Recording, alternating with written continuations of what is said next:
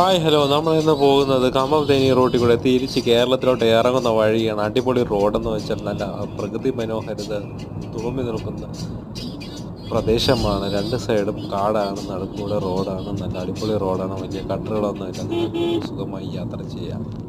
Bye bye.